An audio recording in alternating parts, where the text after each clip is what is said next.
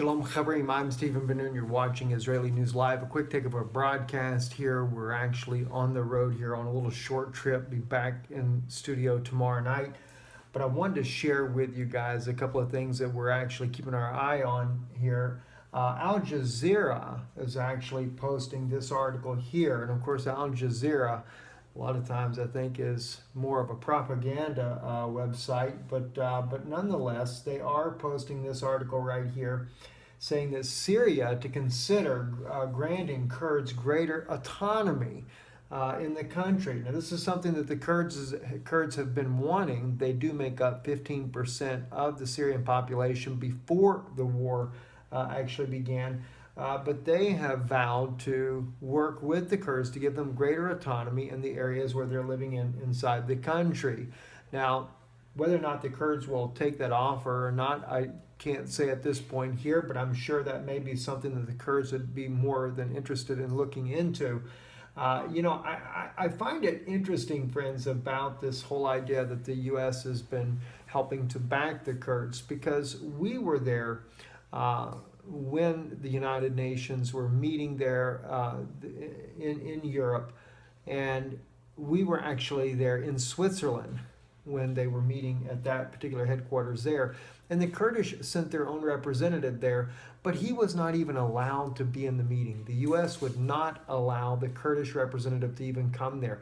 We were actually staying in the hotel where the U.S. backed Free Syrian Army representatives were staying at. And so we saw them. We saw the U.S. delegation meeting with them during dinner, etc. So we were aware of what was going on and how the Kurds were just held up in some hotel hoping to be part of this negotiation between Syria and the U.S.-backed groups that were fighting against Syria there, but they never were. So I kind of think it's kind of ironic that the U.S. is backing the Kurds at this point here, unless, of course, it's just that, well, the Free Syrian Army, Al-Qaeda, al-Nusra, none of these guys ever really delivered on what they were promising that they could deliver. So the Kurds now are the new favorite in this case here. But Syria is trying to work with them in their country. Now, they are trying to declare their own state inside of Iraq. That's where this is actually happening at now. The Iraqi government is not for it. The Turkish government definitely is not for it. The U.S. and, of course, Israel are backing that. And, of course, I think that they should have their own place as well. A place where Kurds can go and feel safe rather than being attacked from every angle. The only place they've actually been safe at that I know of in the Middle East, of course, has been Syria before the war. Anyway, going on in other news as well, North Korea, of course, President Trump once again talking about really laying waste to North Korea.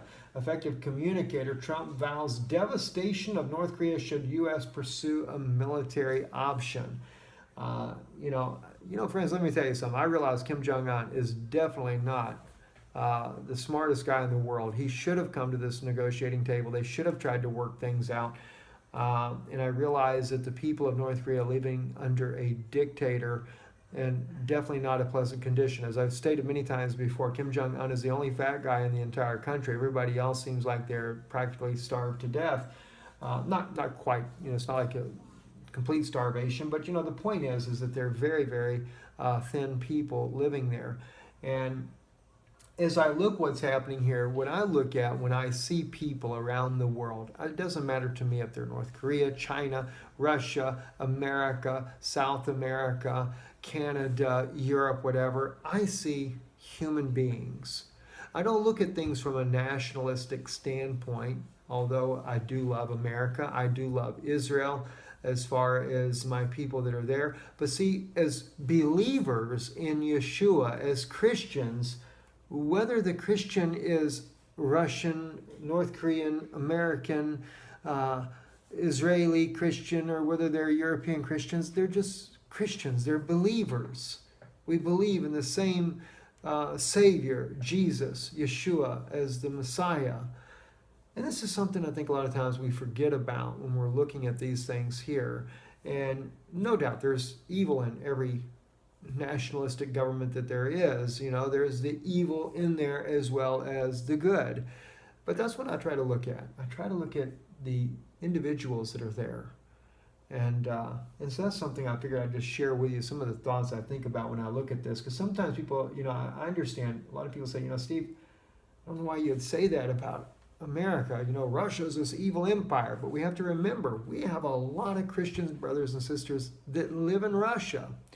I know Dr. Stephen Pidgeon with the Sefer Publishing Group there has been there many, many times and has many Christian friends that live there. We have those that watch from Russia as well that are Christian believers. We have Christian believers in Syria.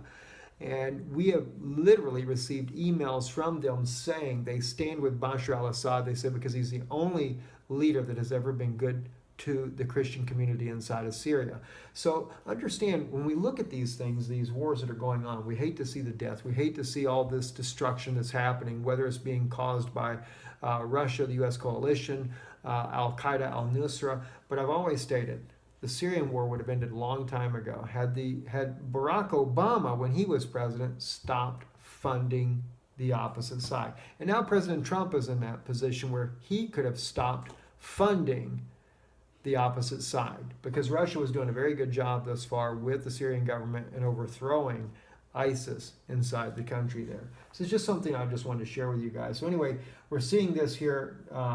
President Trump is vowing to do something about this. And of course, Paul Begley on his channel mentioned in a news broadcast just a few minutes ago here that there has been a South Korean soldier found dead in the demarcation zone there. So I've not been able to find that myself, but this is something he's reporting there that could intensify the already tense situation that's going on.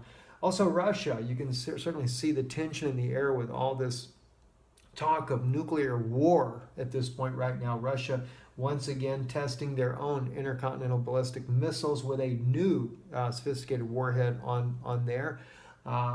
So tensions are definitely at an all-time high. Iran, they have test fired one of their rockets saying that they can reach Israel.